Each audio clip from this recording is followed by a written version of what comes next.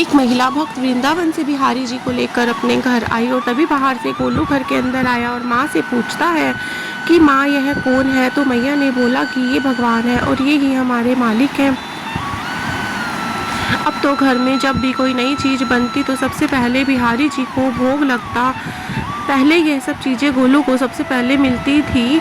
इससे गोलू बहुत चिढ़ने लगा और मन ही मन ठाकुर जी को कोसने लगा। एक दिन गोलू की माँ काम पर जाते समय बोली कि गोलू यमुना जी मटके से जल भर कर लाना। जब गोलू पानी भरने के लिए जाने लगा तो जाते जाते बिहारी जी को कहने लगा कि खाने के लिए तो सबसे पहले तैयार रहते हो, लेकिन काम तो मुझे ही करना पड़ता है। अगर यहाँ रहना है तो काम करो, कहकर गोलू यमुना जी से जल भरने के लिए चल पड़ा। गोलू जब यमुना जी से जल भरने लगा उसने देखा यमुना जी के अंदर बिहारी जी विराजमान है और कह रहे हैं, ला गोलू घड़ा हम भर देते हैं।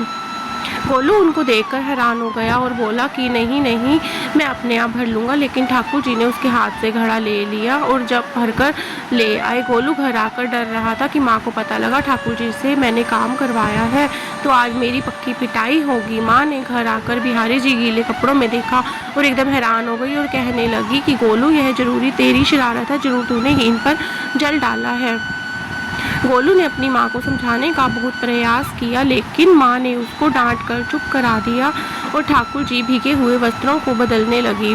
अगले दिन जब माँ ने गोलू को अनाज पिसवाने का काम दिया तो बिहारी जी फिर अनाज का करस्तर लेकर आए और माँ ने ठाकुर जी के वस्त्रों के ऊपर सूखा आटा पड़ा मिला तो माँ ने फिर से गोलू को डांटा और कहा कि तुझे नहीं पता कि ये हमारे भगवान है और भगवान के साथ शरारत करता है। आज तूने फिर इनके ऊपर आटा फेंका है। और गोलू शपथ लेकर कहने लगा कि नहीं माँ, मैंने कोई शरारत नहीं करी है, यह तो मेरे हाथ से गेहूं का कनस्तर लेकर खुद ही पिसवा कर आए हैं। गोलू की माँ आज बहुत गुस्सा और अगले दिन फिर माँ बोली कि बेटा गोलू, आज तुम्हारे बाबा गांव से बाहर वापस लौट आएंगे और आज का यही काम है, तुम जंगल से थोड़ी लकड़ियाँ लेकर आना। और फिर गोलू डर गया कहीं ठाकुर जी भी मेरे पीछे ना आ जाए। गोलू की माँ ने बोला कि मैं चला जाऊंगा, लेकिन बिहारी जी को समझा दो वे मेरे पीछे ना आए। उसकी माँ हंसकर बोली कि हाँ हाँ समझा दूंगी, तुम जाओ तो सही। गोलू जल्दी जल्दी लकड़ियाँ लेके जंगल में चला गया और माँ काम पर चली गई। लेकिन उस दिन माँ काम से जल्दी वापस आ गई और देखा कि बिहारी जी अपनी चौकी पर विराजमान नहीं है। वह तो एकदम से घबरा गई कि कहीं गोलू की शरारत तो नहीं। कहीं भागी भागी जंगल में एक तरफ गई और उसने देखा कि गोलू के साथ एक इंसान लकड़ियों को लेकर आ रहा है। गोलू की माँ ये देखकर हैरान हो गई, यह तो बिहारी जी हैं। यह क्या हमारे भगवान हमारा काम कर रहे हैं?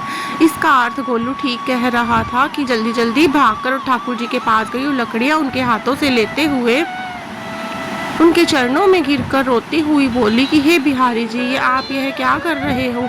मुझ गरीब का काम क्यों कर रहे हो? ठाकुर जी मुस्कुराते हुए बोले कि हम तो तेरे बेटे पर बहुत प्यार आता है, हम सब लोग भगवान समझते हैं, लेकिन एक तेरा बेटा ही था जो हमको अपना मानता था, अपना मानकर वो डांट भी देता था और हमारे साथ गुस्सा भी करता था, और जो हमें एक बार अपना मान लेते मान के लिए ही उसके हो जाते हैं।